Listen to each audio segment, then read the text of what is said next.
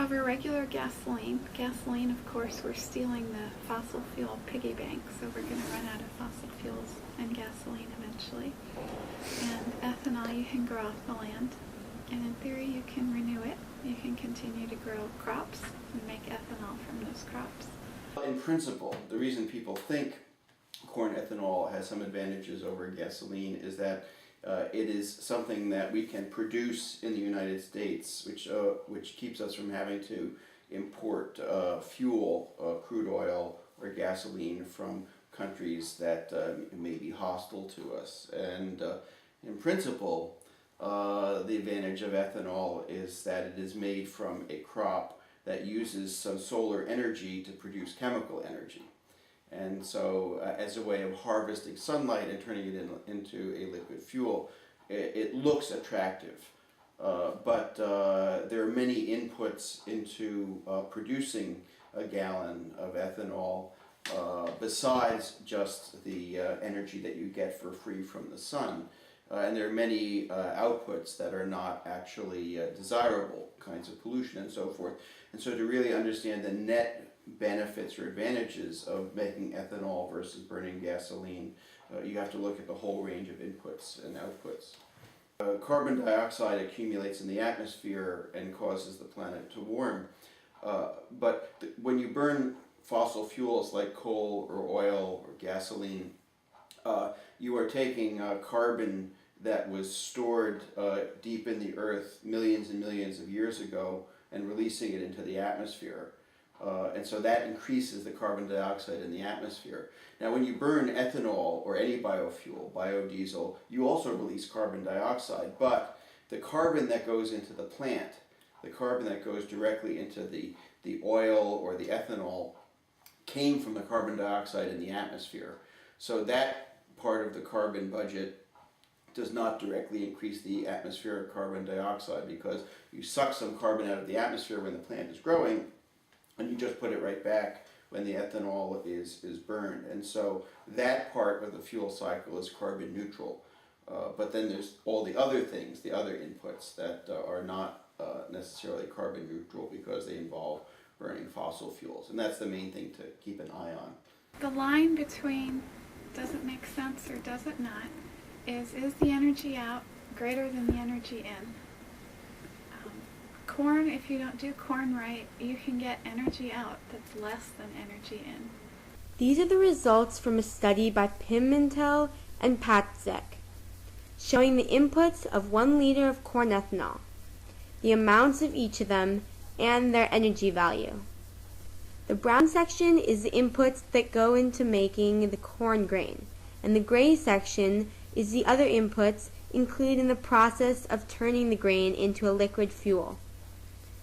As you can see, the total input energy for 1 liter is 6,601 kilocalories, but the energy produced is only 5,130 kilocalories.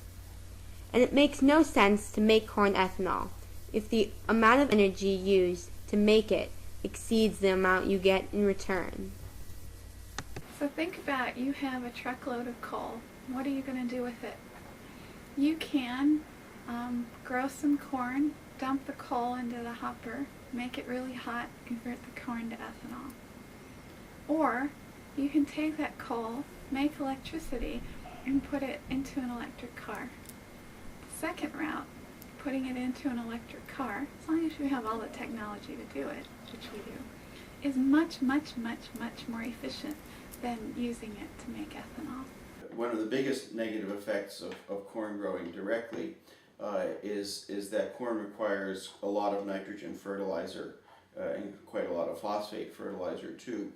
And the agricultural crops, but maybe especially corn, are not all that efficient in taking up the fertilizer. So when it rains, a lot of the excess fertilizer just washes into the rivers, and then when you have extra nutrients, extra fertilizer in the rivers, it causes the growth it fertilizes the growth of algae, which then die and rot and use up the oxygen in the rivers. And this fertilizer runoff is the main contributor to things like what they call the dead zone in the Gulf of Mexico, where the oxygen has gone down so low because of this adverse effect of fertilizer that a lot of things that used to live there, a lot of fish, just are not there anymore. All you get there is this sort of pond scum and algae growing, and that's one of the main adverse effects. Then there's the whole range of adverse effects that go along with the fossil fuels that you need to burn in order to distill the ethanol out of the sort of the weakly diluted alcohol that you get from fermenting corn. The fossil fuels you need to make fertilizer, and all of these have both carbon dioxide output of their own, plus various kinds of air pollution. The ethanol from corn uses a lot of energy in that an industrial process called the Haber process needs a lot of energy in order to produce nitrate fertilizer. Different kinds of fossil fuels release different amounts of carbon dioxide per unit of energy. And so for the same amount of energy produced, coal is by far the worst fossil fuel. And it produces almost twice as much carbon dioxide per unit of energy, say per megajoule of energy, as natural gas, which is probably the most efficient of the fossil fuels. In addition, and then oil is in between. If you burn fuel oil or gasoline, that's kind of intermediate between coal and natural gas.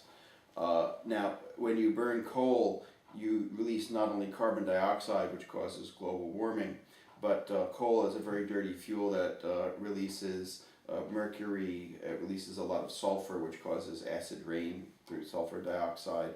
It releases nitrogen oxides, which contribute to smog. And actually, coal releases radioactivity when you burn it. In fact, a large coal-fired power plant releases more radioactivity per day than a nuclear power plant when it's properly running. And so altogether,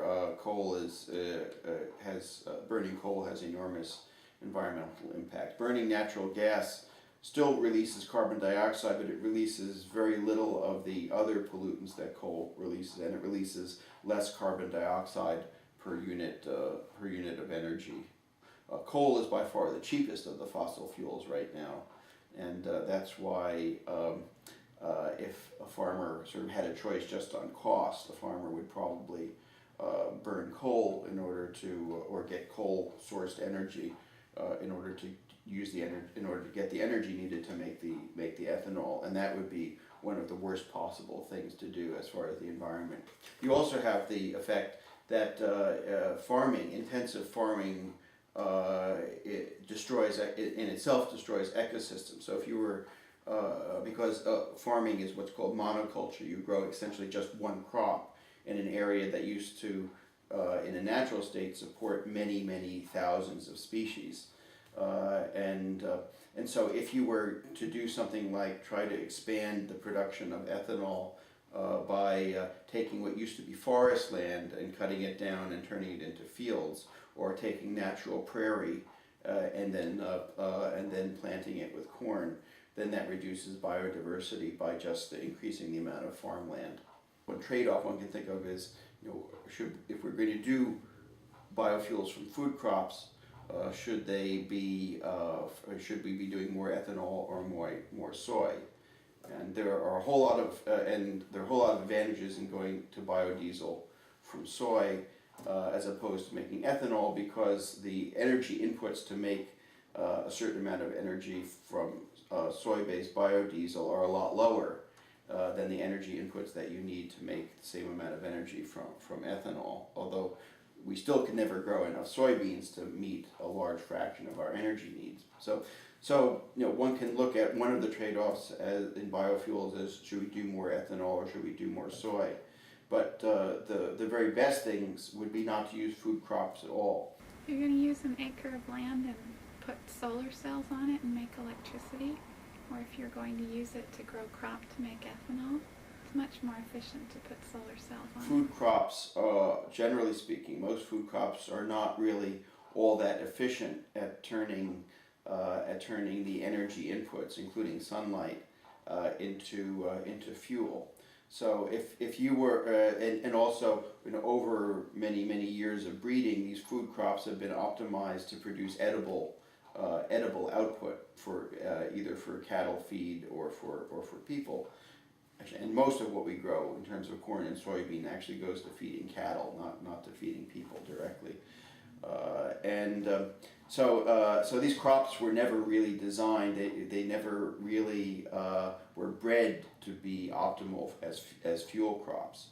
So that's a problem to begin with. But the other problem is that the amount of energy we use in terms of the calories that go into all the fuel we burn to run cars and make electricity. That energy per person is 10 times at least the energy we eat as food calories. I think it's even more than 10 times. So that means that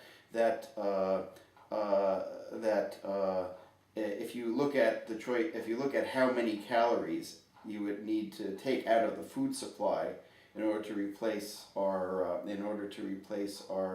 use of various fossil fuels, it's an enormous number when converted into food. The amount of calories we use directly as food are actually rather small. So in other words, if we were to try to replace a large part of our energy usage through biofuels, we would have to completely wipe out our food production. And that still wouldn't get us all close to the amount of energy that we use. It's an effect that falls on people who are the poorest and the least able to afford it. The other alternative that's being researched is basically algae that make biodiesel directly. Instead of growing crops that grow on land, you have to have a tank of algae, and you bubble carbon dioxide from a power plant through, because they use the carbon dioxide as one of their inputs to actually make the oil, and they use the energy from the sun to grow and then produce oil. And all of these things are being looked at. People are even trying to genetically engineer algae that are especially efficient at growing fast and putting out oils. But none of these things can be done economically. But there has been much research done on two other biofuel options. Cellulosic ethanol provides hope for the future as a non-food-based biofuel. Switchgrass, crop residues, and forestry biomass could displace 30% of petroleum consumption and has been shown to have clear environmental benefits. That doesn't displace food crops, and what's more, a lot of cellulose is produced by fast-growing grasses that are grown in places that are not so suitable for agriculture. And cellulosic ethanol would be very good in connection with prairie restoration, because there's a lot of interest in restoring natural prairie grasses, and one of my colleagues at the University of Chicago has shown that the actual biomass produced per hectare in a natural prairie is much larger than what you produce in a monoculture farm, like switchgrass. So if you restore a vast area to prairie and then mow the grass and then use that to make cellulosic ethanol, you're not displacing any fuel, but you're also not taking too many inputs, because the natural prairie doesn't require any fertilizer because it's evolved to sort of make its own nitrate through the mix of things that grow there. In addition, prairies need to be burned in order to keep them from turning into forest. And so if you want to maintain a prairie ecosystem, you have to actually mow away whatever is there every so often. And in natural prairies, that's done by fire.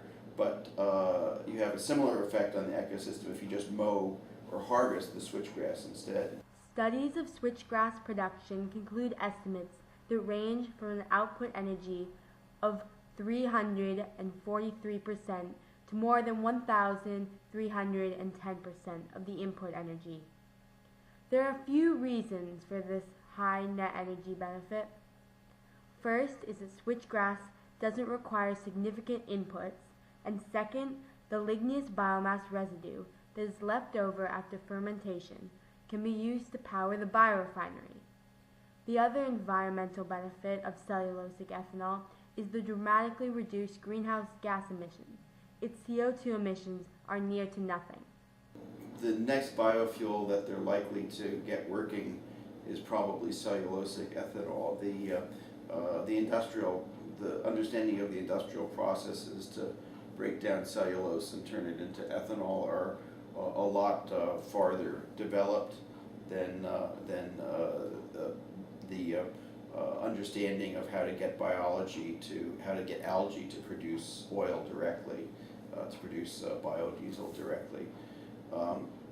It's really very hard to predict how long it will take before cellulosic ethanol becomes commercially viable. But I think that's probably the first biofuel we will see in the future. I'd say the two main goals in biofuels are to find biofuels that don't displace food crops, because people have to eat and we just don't have enough capacity to grow the food we need, plus a significant amount of the energy that we use in the form of by displacing food crops. So the main advantage of these alternatives, especially cellulosic ethanol and algae, is that they don't displace food crops, and they don't even really grow on land that competes with food production particularly. And then the other major thing another major advantage that would be sought in these other biofuels would be to improve the ratio of energy out to energy in. And right now, ethanol is probably the worst of the biofuels for that. Soybeans are considerably better, but in principle, it should be possible to do a whole lot better than soybeans. The ideal thing would be to make use of sunlight and no other inputs, plus carbon dioxide from the atmosphere, to produce a biofuel. And the closer you can get to that ideal, the better your biofuel Companies and governments will be. should not invest money in food-based biofuels because they don't have the potential to make a significant impact on our fossil fuel consumption, and especially not corn ethanol because of its negative environmental impacts. They need to invest in emerging biofuel technologies that don't displace food crops, are better for the environment, and are more efficient than current options.